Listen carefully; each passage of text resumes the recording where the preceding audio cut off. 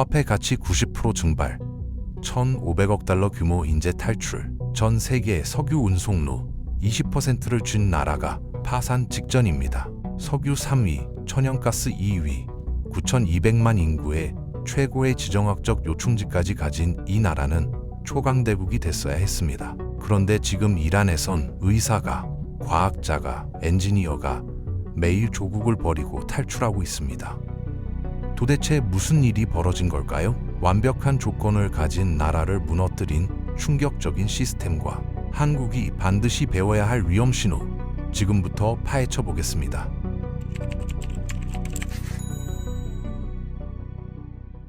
(2025년) 기준 이란의 명목 GDP는 4,630억 러입니다. 9,200만 인구 국가치고는 초라한 수준이죠.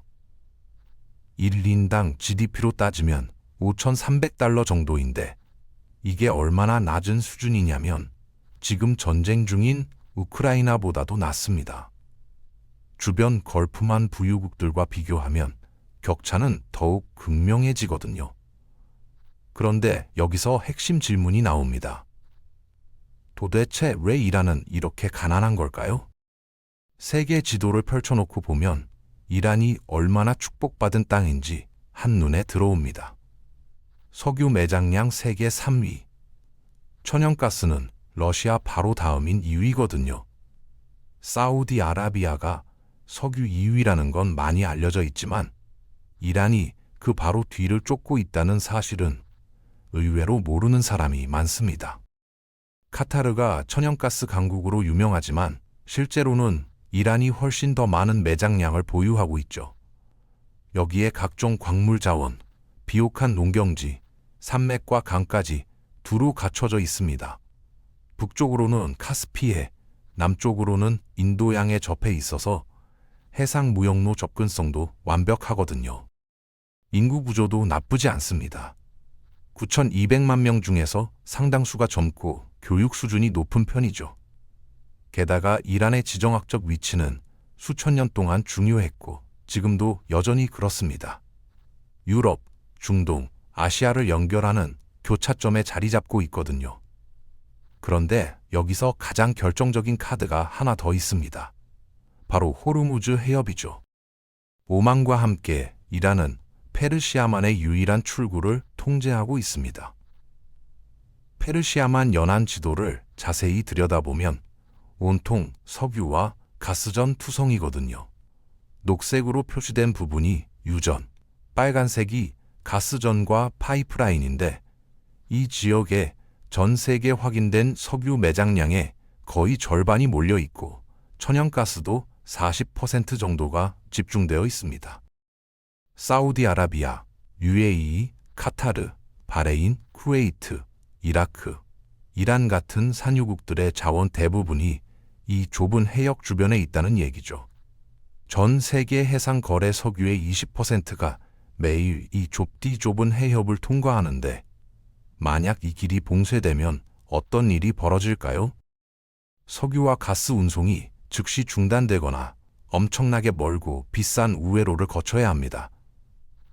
글로벌 공급망이 붕괴되고 유가는 천정부지로 치솟겠죠. 그리고 이란은 바로 그 핵심 관문을 쥐고 있는 겁니다. 이 정도면 초강대국이 될 완벽한 조건을 갖춘 셈이죠.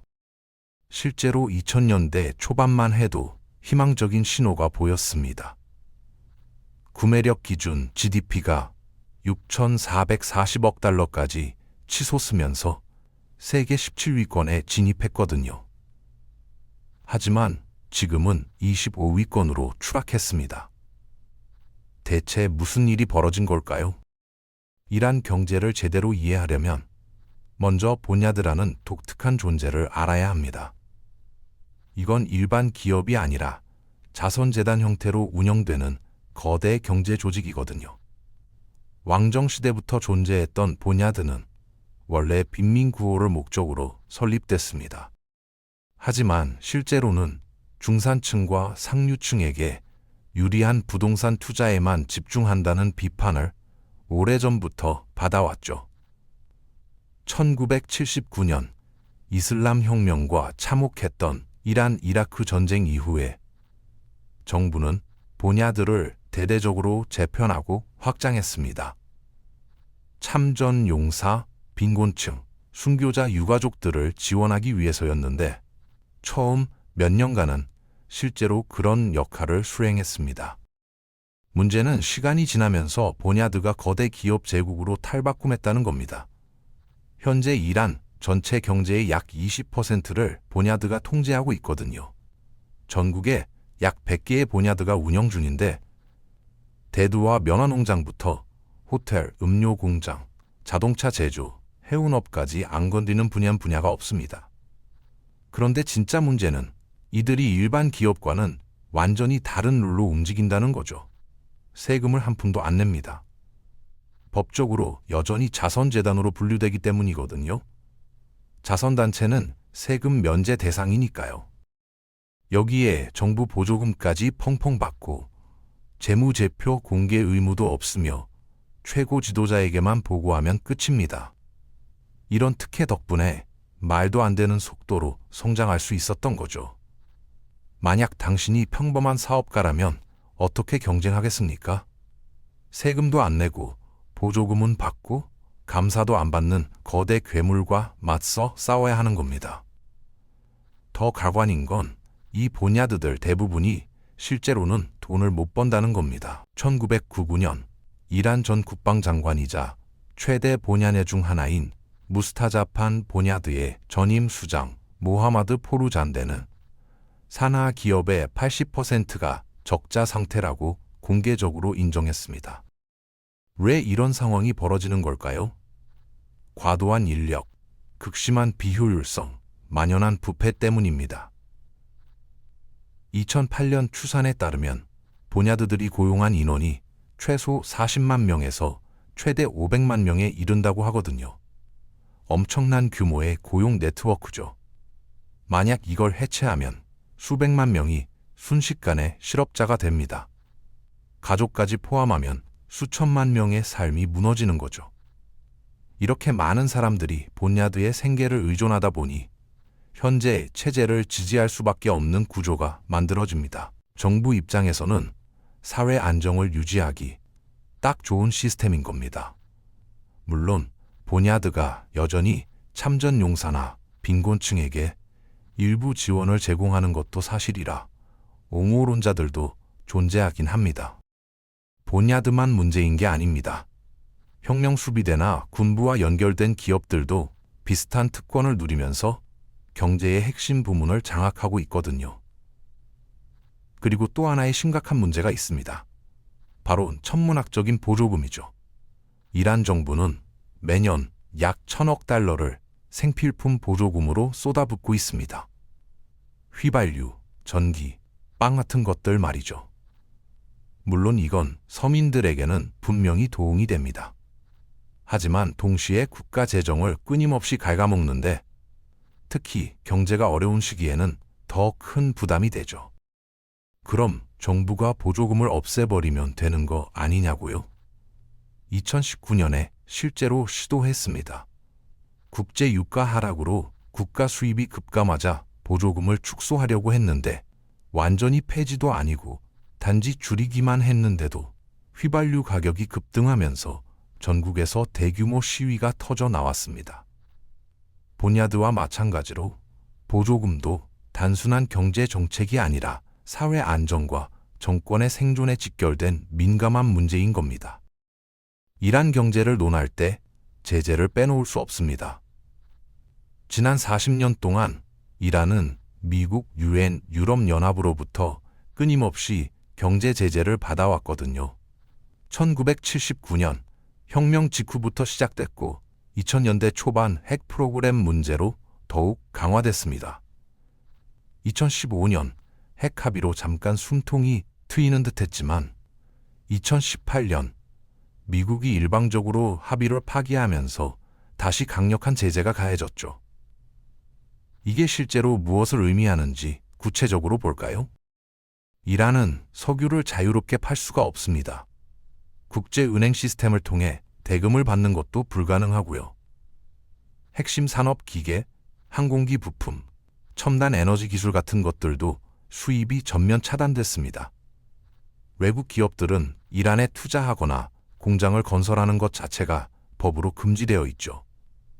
이란은 핵 프로그램에 수십억 달러를 쏟아부었는데 이란 측은 평화적인 민간 목적이라고 주장했지만 국제사회는 핵무기 개발로 이어질 위였다고 판단했습니다. 그래서 제재가 더욱더 강화됐고 경제는 더 깊은 수렁으로 빠져들었거든요. 이런 고립으로 인해 이란은 북한, 러시아와 어깨를 나란히 하며 세계에서 가장 많은 제재를 받는 국가 중 하나가 됐습니다.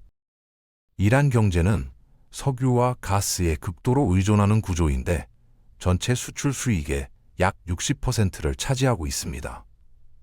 그러니 국제 유가가 떨어지거나 제재로 판매가 막히면 경제 전체가 동시다발적으로 무너지는 거죠.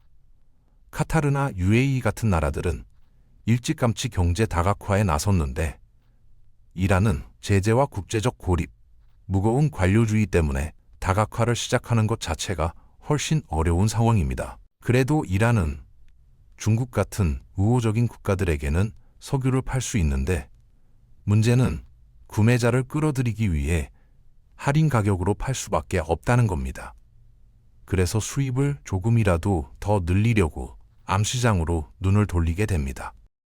밀수 네트워크, 수많은 중개인, 은밀한 뒷거래를 통해 석유를 파는 겁니다.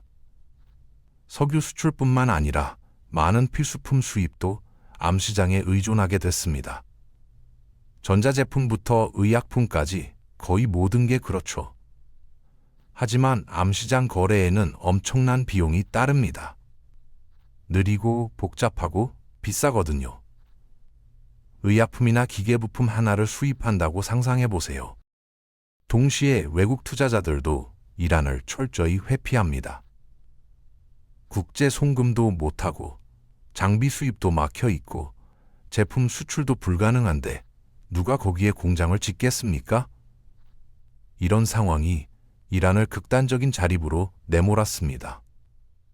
예를 들어 이란은 자체적으로 자동차를 생산할 수 있는데 엄청난 제재 속에서 이뤄낸 성과라는 점에서는 인상적이죠. 하지만 글로벌 첨단 기술 접근이 완전히 차단되어 있다 보니 대부분의 이란산 자동차는 품질이 형편없고 심지어 가격마저 비쌉니다. 이란의 화폐인 리알은 지난 10년 동안 가치의 90% 이상을 날려버렸습니다. 2015년에는 1달러가 대략 3만 리알이었는데 2025년에는 무려 90만 리알이 됐거든요.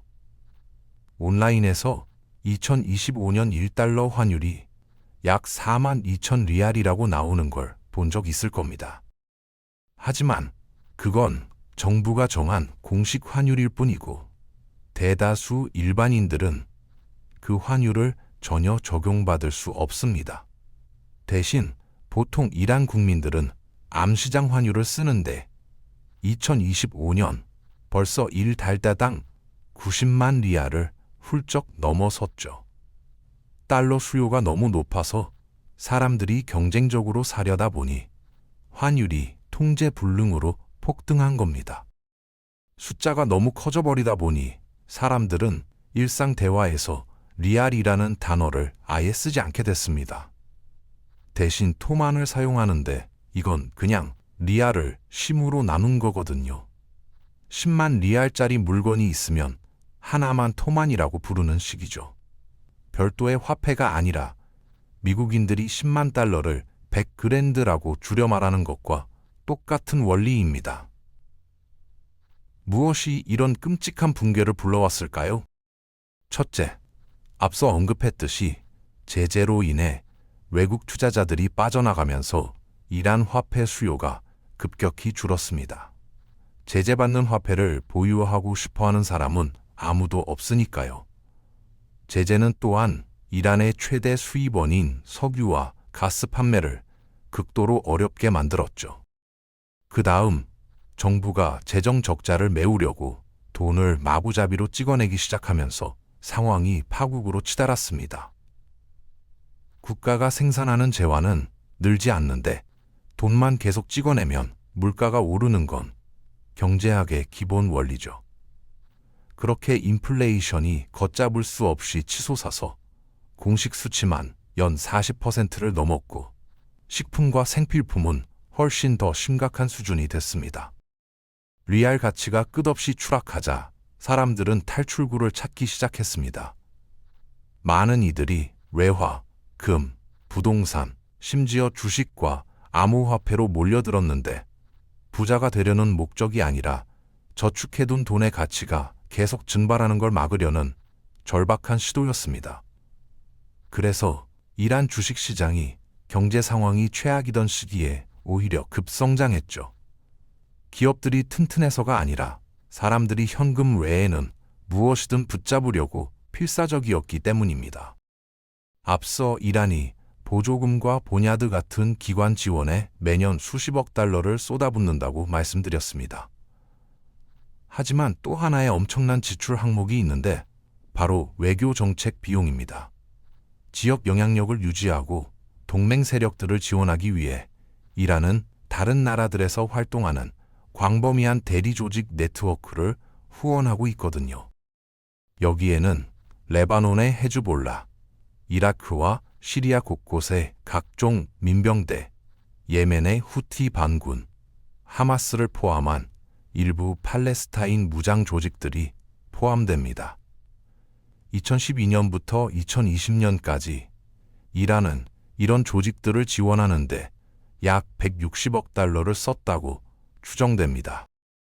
왜 이란이 그토록 많은 돈을 기꺼이 쓰려고 하는 걸까요? 이란 입장에서는 중동 지역에서 자국의 영향력을 유지하는 것이 매우 중요하다고 보는 겁니다. 하지만 이 수백억 달러는 국내 경제가 절망적으로 힘들 때 지출된 거거든요. 만약 이 돈이 인프라 개선, 발전소 건설, 산업시설 현대화에 투입됐거나 재정 위기를 완화하는 데 쓰였다면 어땠을까요?